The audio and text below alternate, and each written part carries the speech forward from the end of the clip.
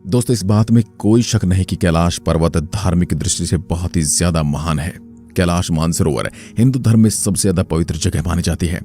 यह जगह अभी तिब्बत में स्थित है और जैसे कि आपको पता होगा कि चाइना ने तिब्बत के ऊपर कब्जा किया हुआ है, जिसके चलते कैलाश पर्वत के ऊपर भी चाइनीज गवर्नमेंट का हक है। लेकिन वह अगर हक दिखाने की थोड़ी भी कोशिश करती है तो वह हक की बक्की रह जाती है। इसके बारे में भी हम आपको बताएंगे। वैसे तो कैलाश पर्वत पर चढ़ना 2001 से ही चाइनीज गवर्नमेंट ने बैन किया हुआ है, क्योंकि चाइनीज गवर्नमेंट के साथ कुछ ऐसी घटनाएं हुई थी जिसके बाद वह कैलाश पर्वत के ऊपर चढ़ने के नाम से ही कांपती है। चीन ने 1990 और 1996 के बीच कैलाश पर्वत पर चढ़ने की कोशिश की थी, लेकिन ये कोशिश इतनी भयानक साबित हुई कि चीन ने यहां पर जाने पर ही बैन लगा दिया। सबसे पहले चीन ने 17 वैज्ञानिकों की एक टीम को कैलाश पर्वत के ऊपर भेजा था। इस टीम में कुछ चाइनीज साइंटिस्ट थे तो कुछ जापानी।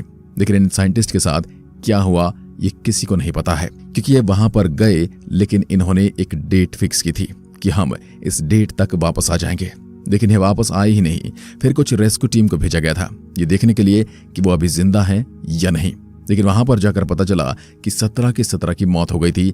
लोगों का मानना है कि इनकी मौत कमजोरी और बहुत ज्यादा खराब मौसम की वजह से हुई थी, लेकिन असली वजह अब तक अननोन है, क्योंकि इनमें से एक भी जिंदा नहीं बचा था। साथ ही इनका जो कैमरा था वो भी काम नहीं कर रहे थे और पूरी तरीके से बंद थे। इसके बाद भी चीन ने हार नहीं मानी, क्योंकि उन्हें जानना था कि जिस कैलाश पर्वत को इतना पवित्र माना जाता है और इतना ज्यादा ताकतवर माना जाता है, आखिर इसके ऊपर क्या है। ऐसी कई सारी दंत कथाएं हैं जिनमें यह बताया गया कि कैलाश पर्वत के ऊपर शिव जी का घर है और साथ ही स्वर्ग तक जाने का रास्ता। ऐसी और भी बहुत सारी बातें लिखी हुई हैं और इसलिए चीन बहुत ही ज्यादा उत्सुक था ये जानने के लिए कि आखिर ऊपर है तो है क्या। और इसलिए ही उन्होंने फिर सोचा कि अब हेलीकॉप्टर से जाएंगे। आमतौर पर हेलीकॉप्टर और एरोप्लेन को माउंट कैलाश के ऊपर से उड़ाना बिल्कुल भी मना है, क्योंकि यहाँ का मौसम इतना ज्यादा खराब होता है कि कोई भी हवाई जहाज इसमें टिक नहीं पाएगा। लेकिन चीन ने फिर भी एक हेलीकॉप्टर को वहां पर भेजा। चीन की मीडिया रिपोर्ट ने कहा कि जब उन्होंने हेलीकॉप्टर से उड़ान भरी तो शुरुआत में उन्हें कैलाश पर्वत के काफी सुंदर नजारे दिख रहे थे। उन्हें लग रहा था कि इससे ज्यादा सुंदर और शांत जगह और कोई हो ही नहीं सकती। इनके साइंटिस्ट का कहना था कि अगर ये सफर ऐसे ही चलता रहा तो उन्हें किसी बात की कोई चिंता नहीं है।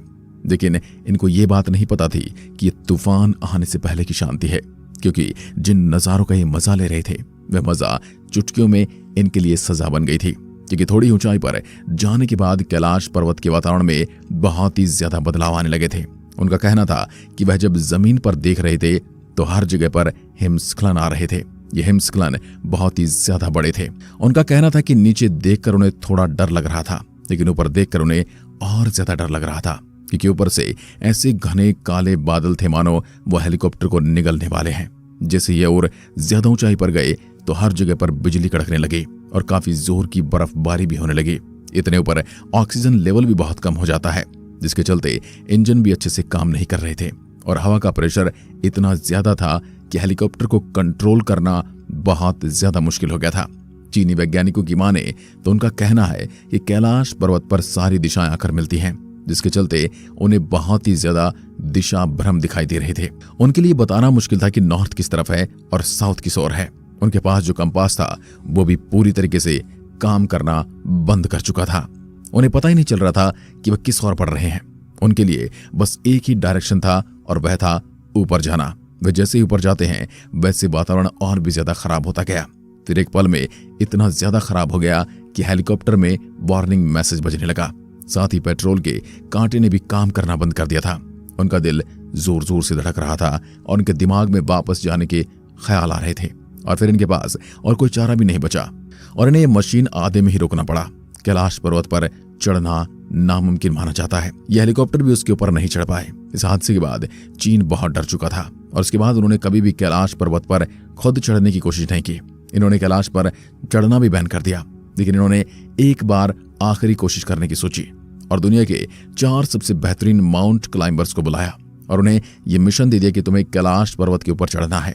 इन चारों ने सोचा कैलाश पर्वत के एकदम ऊपर जाने से बस थोड़ी नीचे एक जलधारा बहती है और इनका प्लान वहां तक ही पहुंचने का था। इन चारों ने अपने एडवेंचर को शुरू किया। कहते कि 1 हफ्ते तक इनका कोई अता पता नहीं था, लेकिन इसके बाद रेस्क्यू टीम को इनकी मदद के लिए भेजा गया और तभी ये चारों जिंदा मिल गए। लेकिन इनकी हालत बहुत ही ज्यादा खराब थी। इनकी आंखें अंदर जा चुकी थी। इनके नाखून और बाल बहुत ज्यादा बढ़ चुके थे और बाल सफेद हो चुके थे।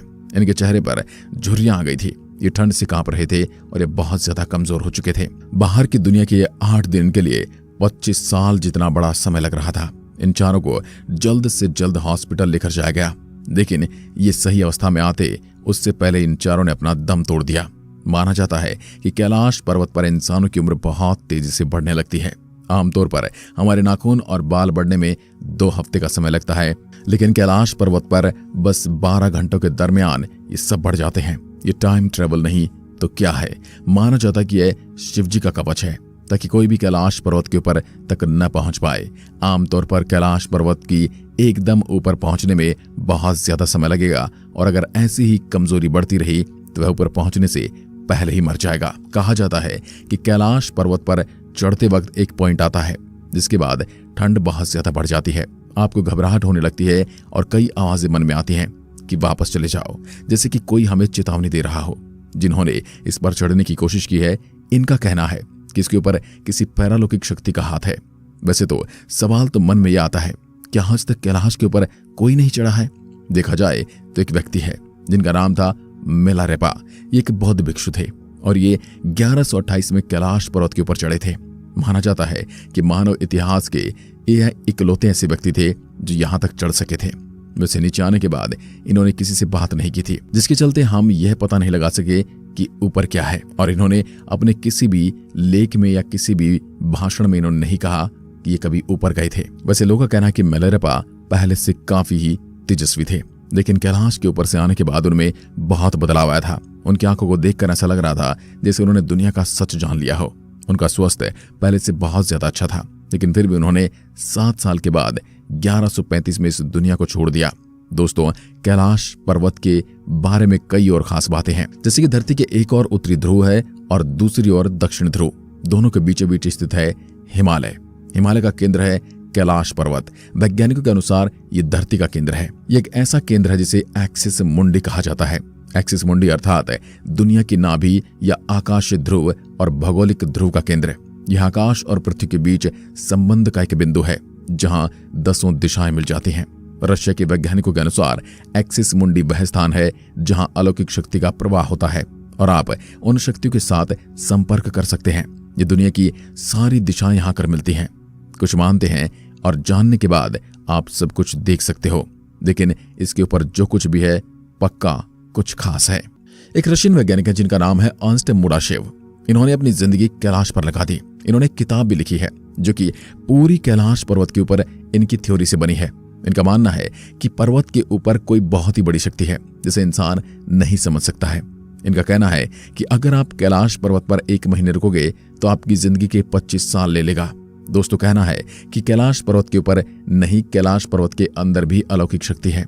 उनका कहना है कि जब कैलाश पर्वत में रात हो जाती है तो एकदम शांत माहौल में आपको एक धुन या फिर ओम की आवाज सुनाई देती है। इनका यह भी कहना कि कई बार आपको पहाड़ के अंदर से फुसफुसाने की आवाजें सुनाई देती हैं। कई बार पहाड़ के अंदर से चट्टानें गिरने की या फिर कुछ बनने की आवाजें भी आती हैं। इनका यह भी मानना है कि पहाड़ के अंदर कोई रहता है। इनका कहना है कि इसके बाद इन्होंने जब अपने साथियों के साथ यहाँ पर थोड़ा वक्त बिताया तो इन्हें यह महसूस हुआ कि पक्का इस पहाड़ के अंदर कुछ है। वैसे तिब्बत की पुरानी किताबों में ये सब लिखा है कि कैलाश में एक ऐसी जगह है जहां से आप स्वर्ग में जा सकते हैं। इस स्वर्ग को संभाला कहा जाता है। कई हिंदू और टाइबेटियन ग्रंथ में लिखा गया है कि यहीं से सारे देवी देवता जन्मे थे और यह भी माना जाता है कि कृष्ण भगवान का जो आखिरी अवतार होगा, जिस दुनिया से पाप का नाश करेगा, वो यहीं से आएगा। और अंश की बात सुनने से ये लग रहा है जैसे कि संभाला कैलाश के अंदर है और शायद उसके ऊपर से संभाला तक जाने का रास्ता हो। वैसे अंश के बाद और भी लोग हैं जो अब कैलाश पर्वत पर गए तो उन्हें अलौकिक शक्ति का एहसास हुआ। साथ ही दोस्तों, कैलाश की जो परछाई होती है वो एक स्वास्तिक जैसी है। अब दोस्तों, हम इन सब बातों की पुष्टि नहीं करते, बल्कि जो फैक्ट लोग बता रहे हैं हम उन्हें आपके सामने रख रहे हैं। वैसे आपको क्या लगता है कि कैलाश पर्वत के ऊपर शिव रहते हैं? क्या फिर कैलाश पर्वत के ऊपर संभाला जाने की जगह है? इस वीडियो को लेकर आपके मन में जो भी सवाल आ रहे हैं सब के सब कमेंट्स में जरूर बताना और इस ज्ञान से भरी सच्ची बातों को सबके साथ साझा करना, क्योंकि ज्ञान बांटने से बढ़ता है। धन्यवाद।